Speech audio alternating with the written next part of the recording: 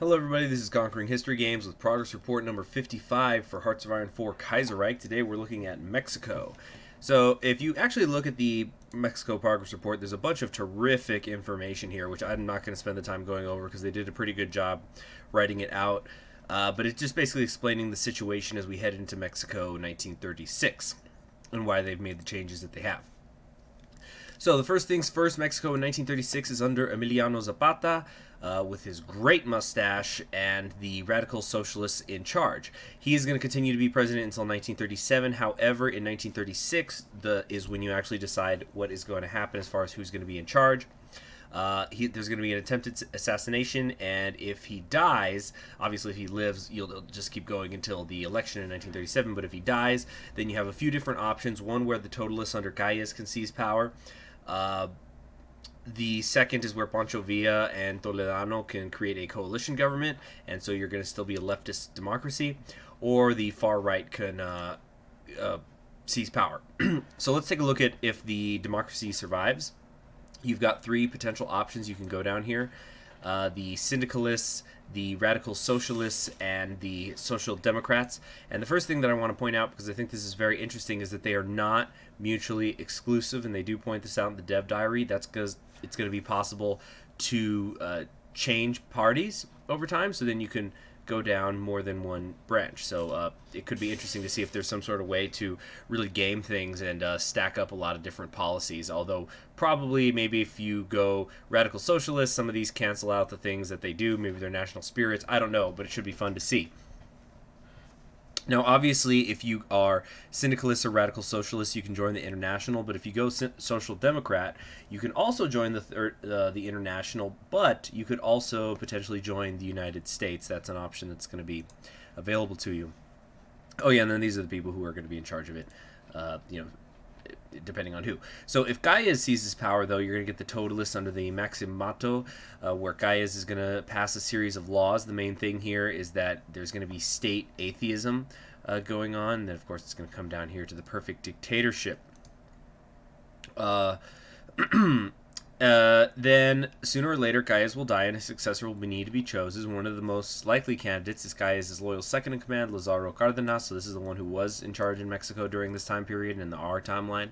Of course, it may be possible that Cárdenas has his own political ambitions that are separate from the Maximoto. So I'm noticing as I go through this diary that there seems to be some things. I don't know if they're going to be decisions, but I definitely feel like the full focus tree is not being shown to us here. So you could also have the far right seize control in this military coup. Then the military junta can take over, which will then branch again. You could either restore democracy going down this way, and this is apparently going to allow you to eventually join either the Entente or the United States in a faction, or you can have the junta hold on to power. Now, if the junta stays in power, there's going to be some issues, of course. Now, coming down here, though, we've got the synarchist coup, so you have military coup here, goes into the junta, or the synarchists. So these are the ultra-religious groups, and this leads into a state Catholicism, and work camps, Reconquista. This is apparently the only branch where you're going to be able to declare war on the United States, as opposed to, like, the democracy is, of course, very friendly with the United States, so is the Social Democrats. Well, what happened? Just opened up a new tab, that's all that was. Now, if this happens, because the Mexican Revolution had been successful and they've been living under that for a while, there's going to be problems. So the leftists are going to be something you have to deal with. And there's also going to be a rebellion in the Yucatan. Go check out my Minor Monday video where I talked about the Yucatan Republic. And then finally, you've got the military of Mexico. Of course, pretty standard-looking Air Force stuff here, although I noticed there's air defense, so I don't know if that's construction speed or if that's going to be for getting anti-air guns in your army. Either way, I think it's cool whenever you see them get a bonus. Then you've got the Navy, which seems, again, to be pretty standard stuff. You can either go for, all the way down to carriers, which, wow, Mexico with carriers, wouldn't that be something? But the main thing here is the modernizing of the Army. You could either go guerrilla warfare, or you could try to get a more European-style army, and then this seems to be something that it doesn't matter which way you go, you can come down here.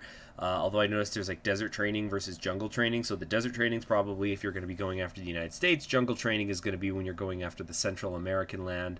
You've also got the difference between mechanized and industrial warfare. This is probably artillery, this is probably tanks, obviously. And that pretty much sums it up. That's going to be Mexico. I think it's still going to be fun. Oh yeah, one more note. They say it down here. You can no longer restore the monarchy as Mexico unless you are a foreign monarchy that conquers Mexico. Then you're going to get the option to recreate it. So you know what that means. That means playing as Austria and putting Habsburgs back on the Mexican throne, right?